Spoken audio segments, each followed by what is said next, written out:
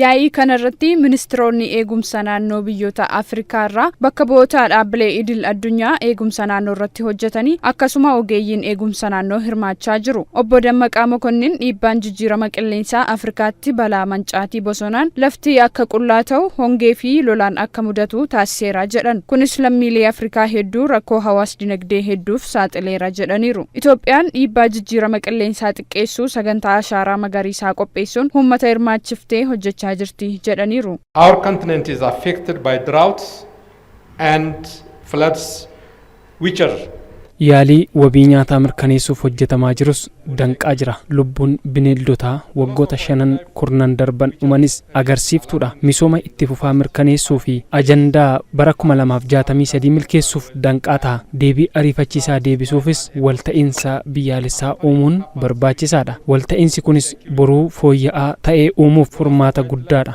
Ministeerri misoomaa fi karooraa Dr. Fistsum Asaffaa Afrikaatti balaan jijjiirama qilleensaan mudataa jiru dabalaa jiraachuu ibsaniiru. Yaada ministeerri muummee Itoophiyaa Dr. Abiy Ahmed maddisiisaniin hojiirra oolaa kan jiru duulli ashaaraa magariisaa eegumsa naannoo fi nyaataaf jechuun biqiltuun dhaabamaa jiraachuus kaasaniiru. Dhaabbata biyyoota gamtoomaniitti barreessaa olaanaan waliigaltee jijjiirama qilleensaa Saayman Stiil Afrikaan sadarkaa addunyaatti gaasii faalama naannootti gadi lakkifamu keessaa gaheen qabdu dhibba keessaa harka 7 gadi akka ta'e eeruun kana hir'isuuf hojjetamuu akka qabu himaniiru.